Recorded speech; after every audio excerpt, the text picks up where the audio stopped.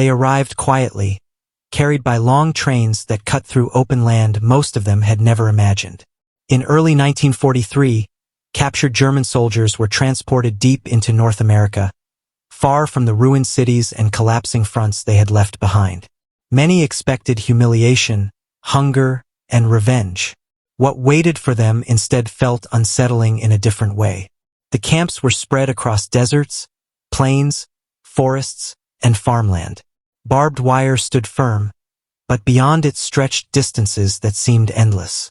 The sky felt wider. The air smelled of grain and machine oil rather than smoke and rubble. Guards were present, weapons visible, rules clear. Yet the atmosphere was not one of constant fear. For men shaped by years of rigid ideology and total war, this calm felt suspicious. From the first days, cracks formed in assumptions they had carried across the ocean. They had been told America was soft, chaotic, and morally weak. But the trains that brought them never stopped breaking down, never ran short of fuel, and never arrived late. Supply depots were full. Clothing was clean and standardized. Food was basic but steady, with bread, vegetables, and meat appearing day after day without interruption. Beyond the fences, another shock unfolded. Factories operated around the clock, their lights visible even at night. Entire cities glowed while Europe remained dark under bombing and rationing. Prisoners assigned to labor details saw machines stamping metal with relentless speed. Assembly lines moved without pause. One day of output here equaled months of work back home. This was not boastful propaganda. It was routine reality. Rumors spread through the barracks, not through speeches but through observation. Aircraft production numbers whispered from camp to camp. Stories of bombers completed faster than soldiers could finish a meal. The scale of industry began to undermine beliefs that had once felt unbreakable. Power was not shouted here. It was organized, quiet, and efficient. The land itself became another teacher. Farms stretched beyond the horizon, operated by machines larger than military vehicles. Silos rose like towers. Tractors replaced horses. Prisoners working in agriculture noticed something disturbing. Ordinary farm workers owned radios, cars, and clean homes. They ate well. They argued freely. Their lives did not resemble the image of an oppressed capitalist underclass that ideology had promised. Inside the camps, order existed without constant brutality. Discipline was enforced, but cruelty was not routine. Red Cross inspections were real. Mail arrived. Books circulated. Some camps allowed organized sports, music, and classes. These were not designed as re-education programs. They existed because the system allowed them to exist. The absence of constant indoctrination created space for something more dangerous to rigid belief systems: comparison. Prisoners compared what they had been told with what they could see. They compared scarcity with abundance, fear with predictability, slogans with functioning institutions. No one demanded that they abandon old loyalties. That decision, slowly forming, emerged on its own. At night, lights from nearby towns glimmered in the distance. Electricity flowed freely while cities across Europe rationed candles.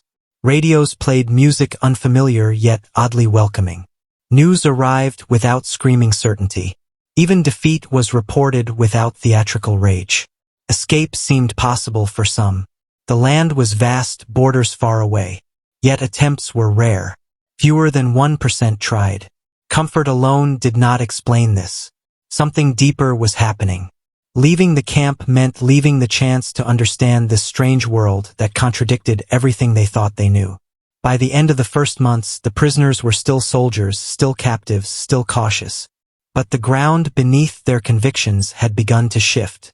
Not through force, not through lectures, through exposure to a functioning society at full strength, confident enough not to hide itself. The transformation had not yet reached its peak. It had only begun, quietly, beneath watchtowers and open skies, where certainty slowly dissolved into doubt, and doubt prepared the way for something irreversible. As weeks turned into months, the prisoners began to understand that what surrounded them was not a performance staged for outsiders.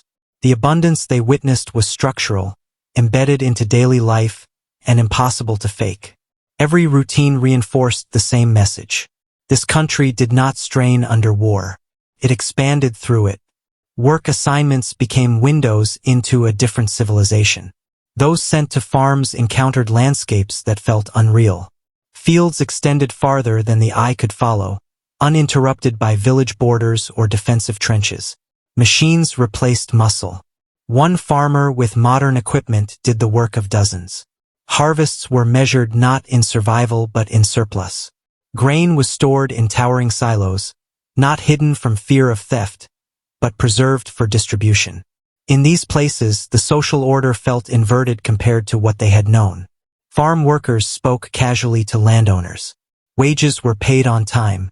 Children attended school instead of being pulled into factories or militias. Radios played news and music freely, without anxious whispers or lowered voices. Nothing about this matched the stories they had memorized. Factories told the same story at a different scale.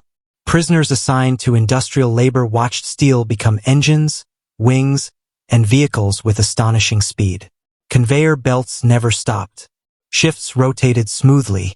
There was no desperation in the movements, only rhythm. Production targets were met not through fear, but through planning and redundancy. One detail unsettled them more than raw output. There was margin. Machines broke and were replaced.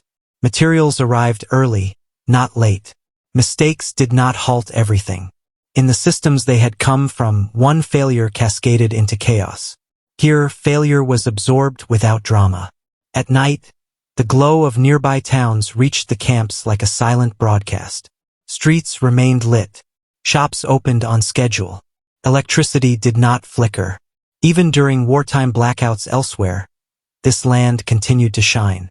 The contrast carved itself into memory. Food reinforced the lesson daily. Meals were plain, repetitive, and far from luxurious, yet they were consistent. There was enough. No shrinking portions. No sudden shortages. Hunger did not loom as a weapon.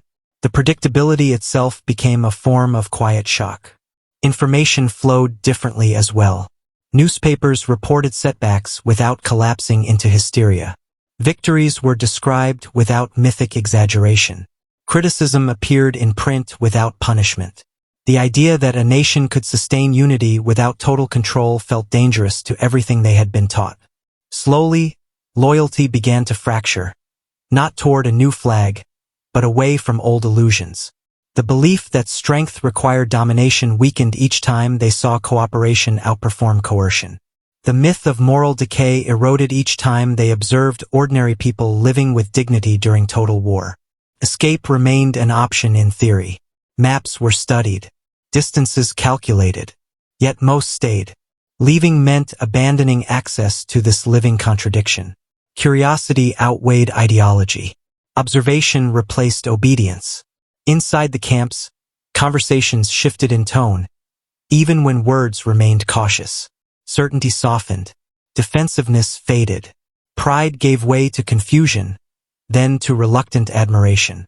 Not for enemies, but for systems that worked without demanding worship. This was not yet transformation. It was accumulation. Layer upon layer of evidence pressing against beliefs that had once felt immovable. The real conflict was no longer outside the fences. It was unfolding quietly within the minds of men who had been trained never to doubt. And with each passing day, abundance continued to speak, patiently, relentlessly, preparing the ground for a reckoning that could no longer be postponed. As time settled into routine, another contradiction emerged, quieter but more unsettling than factories or farmland. Life inside the camps functioned with order, yet fear was not the engine that kept it running. For men shaped by discipline enforced through terror, this absence felt disorienting. Rules existed and were enforced. Roll calls were precise.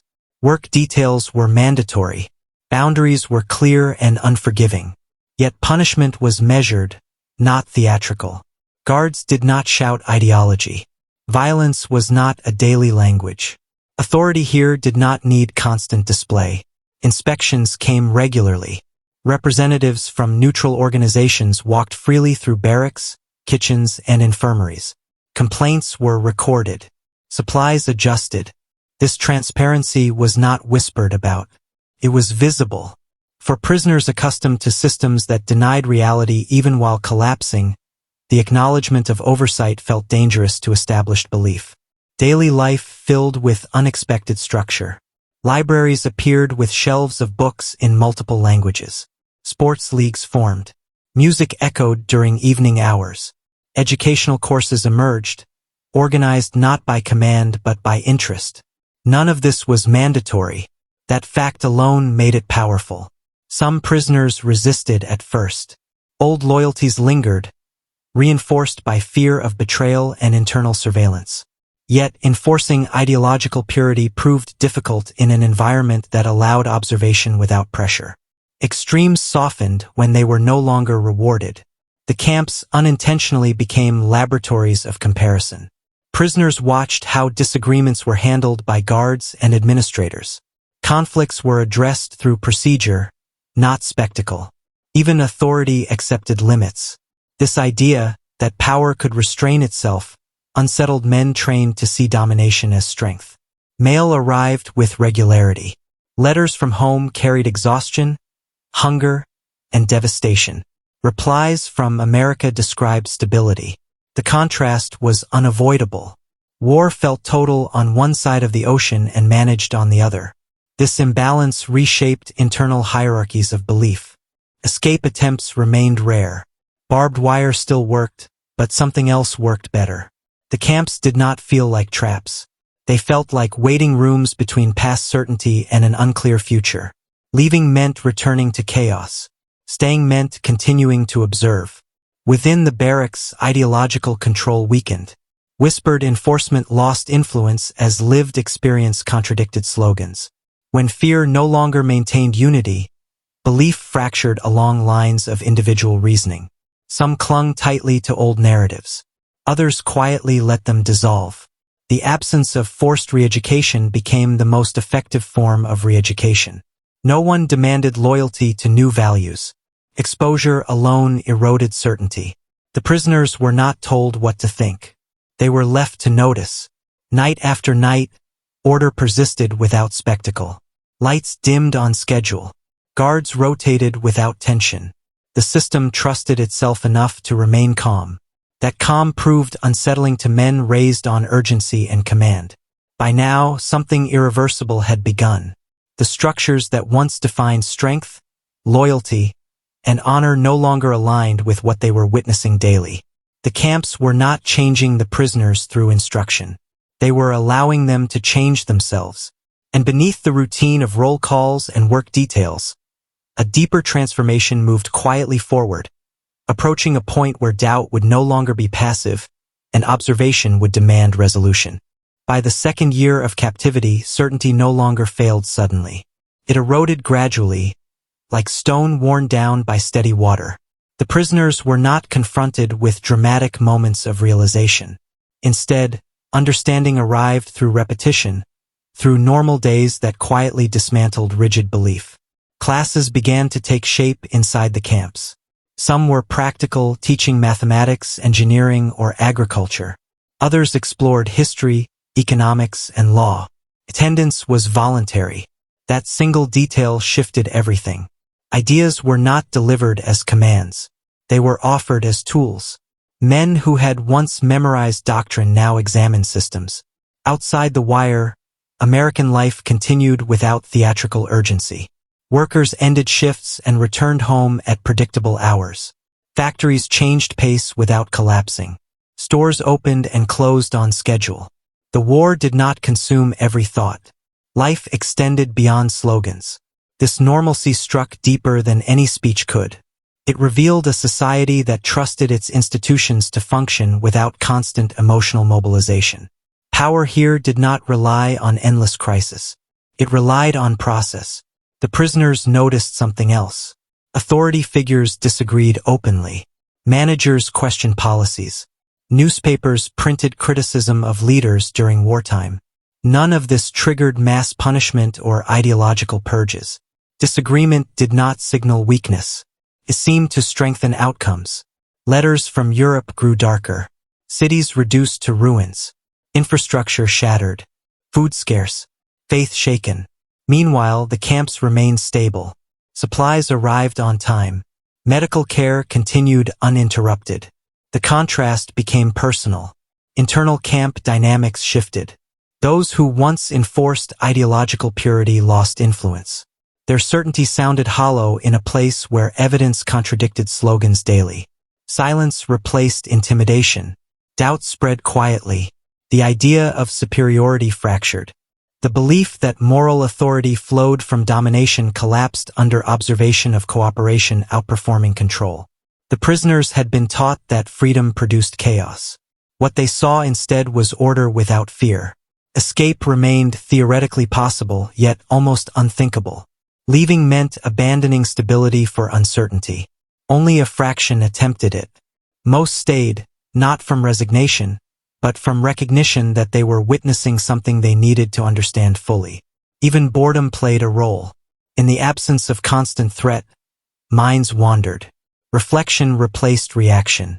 Men replayed old beliefs against new evidence. The internal debate no longer needed external pressure. By now, the transformation was undeniable, though unfinished. Ideology no longer dominated thought automatically. Loyalty felt conditional. Identity loosened. Nothing dramatic marked this change. No ceremony, no declaration. Only the quiet realization that the world no longer fit the story they had once defended with absolute certainty. And as certainty continued to crumble, something else prepared to take its place, not yet fully formed, but growing steadily in the space left behind. By 1945, the camps no longer functioned merely as places of confinement. Without design or announcement, they had become environments of re-education driven entirely by exposure. No slogans replaced old ones. No authority demanded ideological surrender. Reality itself performed that role with quiet precision. Prisoners followed the news more closely now. Reports of battles, defeats, and advances arrived without exaggeration. Setbacks were acknowledged openly. Victories were not framed as destiny. The tone felt restrained, almost unemotional. This honesty contrasted sharply with the collapsing narratives arriving from Europe, where certainty grew louder as truth disappeared. Educational programs expanded. Economics explained productivity without invoking superiority myths. Civics described systems where power rotated rather than hardened. History was presented as analysis, not worship. For many prisoners, this was the first time institutions were explained as human constructions rather than sacred instruments. Observation extended beyond classrooms. Work assignments brought continued contact with civilian life. Prisoners saw labor unions negotiate without violence. They saw managers adjust policy under pressure. They saw courts function independently of political loyalty. None of this required secrecy. It existed openly without fear of collapse. The most unsettling realization arrived slowly. This system did not require belief to function. People criticized it daily and it continued operating. Obedience was not emotional. Participation was practical. Stability emerged from predictability, not devotion. Inside the camps, informal hierarchies dissolved. Former enforcers of ideological discipline found no leverage. Fear no longer organized behavior. Respect replaced intimidation. Those who clung to absolutes became isolated, not punished, simply irrelevant. Attempts to restore old narratives failed repeatedly. Claims of moral decay collapsed under lived evidence. Assertions of weakness contradicted visible strength. Every effort to reinterpret reality demanded increasing distortion, until the effort itself became exhausting. The prisoners began to recognize something deeper than material power. They saw confidence without arrogance, authority without spectacle, prosperity without ritualized hatred. These qualities challenged the belief that dominance required enemies. This process was irreversible because it was internal. No one could force it to stop. No one could undo what had been seen daily for years. Even those who resisted most fiercely could not erase memory. As the war approached its end, anticipation grew quietly. Release would come. Return would follow. But the question that now pressed silently within many minds was not where they would go, but who they would be when they arrived. The camps had not given them answers.